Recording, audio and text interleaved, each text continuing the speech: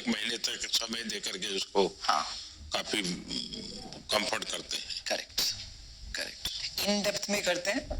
ज़्यादातर पॉडकास्ट जो हमने किया है इज़ अबाउट एंटरप्रेन्योरशिप। हमारी ऑडियंस पूरी वो कैटेगरी है 15 to 40 जिनको पहली बार एंटरप्रेन्योरशिप स्टार्ट करना है। तो हम करते हैं आर्टिफिशियल इंटेलिजेंस के बारे में एक एपिसोड, मेटावर्स के बारे में एक एपिसोड, फार्मास्यूटिकल चीज़ों के बारे में एक, ऐसे वेरी स्पेसिफिक सब्जेक्ट करते हैं।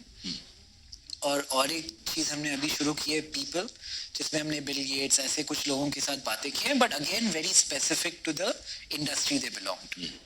एक तो मेरे लिए पॉडकास्ट पहली बार हो रहा है और इसलिए मेरे लिए भी ये दुनिया बिल्कुल नई है।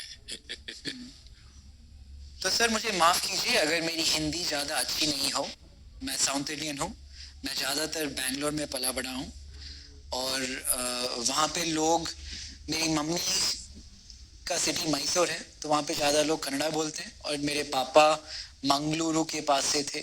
हिंदी मैंने स्कूल में सीखी है बट फ्लुएंसी के हिसाब से बहुत ज़्यादा अच्छी नहीं है। और लोग कहते हैं कि ज़्यादातर कम्युनिकेशन नॉन वर्बल होती है, जो लोग एक दूसरे को देख के समझ जाते हैं। तो I think we should be fine. देखिए मैं भी हिंदी भाषी नहीं हूँ, तो हम दोनों की ऐसे ही चलेगी। और ये एक हमारा पॉडकास्ट एक ट्रेडिशनल इंटरव्यू नहीं है, मैं जर्नलिस्ट नहीं हूँ। हम ज़्यादातर उन लोगों से बातें करते हैं जिन्हें पहली बार एंटरप्रेन्योरशिप करनी हो। तो हम उन्हें ये बताते हैं कि एक इंडस्ट्री में एंटरप्रेन्योर बनने के लिए क्या चाहिए, फंडिंग पहली बार कहाँ से मिले, उन्हें कहाँ से सीखने के लिए मटेरियल मिलेंगे ऑनलाइन। तो हम उस जोन से आ रहे हैं and along the way today we will try to draw parallels between politics and entrepreneurship, क्योंकि मुझे ऐसा लगा है कि इन दोनों में से बहुत सारी ऐसी सिमिलैरिटीज है जिसके बारे में किसी ने अब आज तक बातें नहीं की है। तो विल टेक दैट डायरेक्शन और आगे चलते हैं। तो अगर आप चाहे इस पॉडकास्ट में कुछ सवाल खुद पूछने के लिए, मेरे पास कोई अच्छे आंसर्स नहीं है बट आप बेहद पूछ सकते हैं।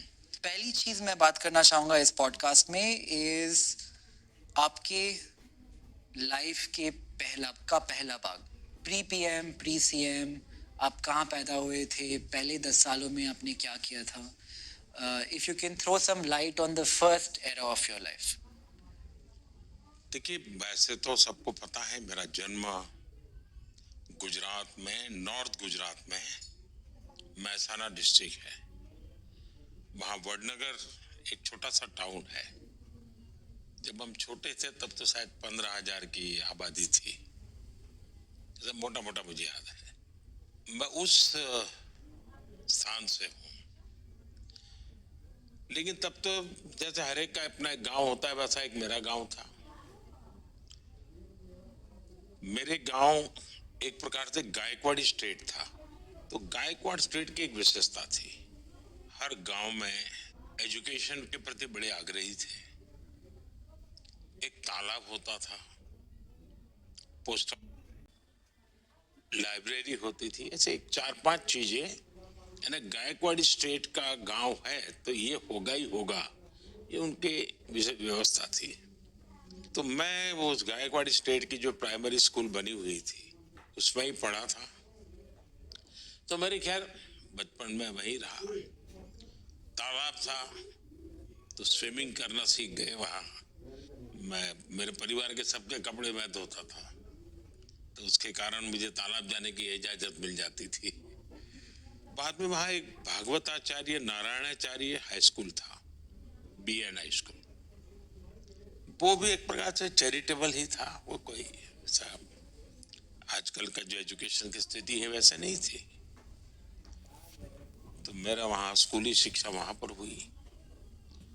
उस समय ये 10+2 नहीं था, 11वीं कक्षा हुआ करती थी। मैंने कहीं पढ़ा था कि चाइनीज फिलोसोफर ह्यूएन त्संग वो मेरे गांव में रहे थे, तो उस पर एक फिल्म बनाने वाले थे।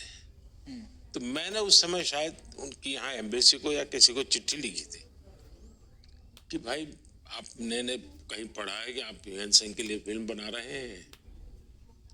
तो मेरे गांव में वो रहते थे, अब उसको भी जिक्र कहीं करना, ऐसा करके मैंने कुछ प्रयत्न किया था। वो बहुत साल पहले की बात है। उसके पहले मेरे गांव में एक रसिक भाई दवे करके थे। वे कांग्रेस के लीडर थे, थोड़े समाजवादी विचार के भी थे, और मूल वो सौराष्ट्र के थे और मेरे गांव में आकर के बसे थे। वो हम स्कूल को बच्चों को कहते थे, देखो भाई तुम कहीं पर भी जाओ और कोई भी पत्थर तुम्हें मिले जिस पर कुछ लिखा हुआ हो या कहीं कुछ उस पर नक्काशी की हुई हो, तो वो पत्थर इकट्ठे करके स्कूल के इस कोने में डाल देना। धीरे धीरे वो बड़ा ढेर हो गया था। लेकिन तब मुझे समझ आया कि उनका इरादा ये था कि बहुत पुरातन गांव है, यहाँ के हर पत्थर में कोई न कोई स्टोरी है, इकट्ठा करो, जब भी कोई व्यक्ति आएगा तो इसको करेगा, शायद वो कल्पना रही होगी। तो मेरा भी ध्यान उस तरफ गया। 2014 में जब मैं प्रधानमंत्री बना तो स्वाभाविक दुनिया के लीडर से कर्टसी कॉल करते हैं। तो चीन के राष्ट्रपति शी, उनका कर्टसी कॉल आया, शुभकामनाएं वगैरह वगैरह बातें हुई। फिर उन्होंने खुद ने कहा कि मैं भारत आना चाहता हूं। मैंने कहा बिल्कुल स्वागत है आपका, आप जरूर आइए। तो कहा लेकिन मैं गुजरात जाना चाहता हूं। मैंने कहा तो और अच्छी बात है। तो उन्होंने कहा कि मैं तुम्हारे गांव वडनगर जाना चाहता हूं। मैंने कहा वो क्या बात है, आपने यहाँ तक का कार्यक्रम बढ़ा दिया है। बोले तुम्हें मालूम है क्यों? मैंने कहा नहीं मुझे मालूम नहीं। तो बोले मेरा और तुम्हारा एक स्पेशल नाता है। क्या? ह्यूएन सांग जो चाइनीज फिलोसोफर था, वो सबसे ज्यादा समय तुम्हारे गांव में रहा था, लेकिन वापस जब आया चाइना तो मेरे गांव में रहा था। तो बोले हम दोनों का ये कनेक्ट है। और अगर आप अपने बचपन के बारे में और चीजें याद करें, जब आप छोटे थे क्या आप अच्छे स्टूडेंट थे? आपके इंटरेस्ट क्या थे इस टाइम? मैं एक बहुत ही सामान्य विद्यार्थी रहा। मैं कोई किसी भी प्रकार से कोई मुझे नोटिस करे ऐसा नहीं था। लेकिन मेरे एक टीचर थे वेलजी भाई चौधरी करके, वो मेरे प्रति बहुत वो रखते थे। तो एक दिन वो मेरे पिताजी को मिलने गए थे।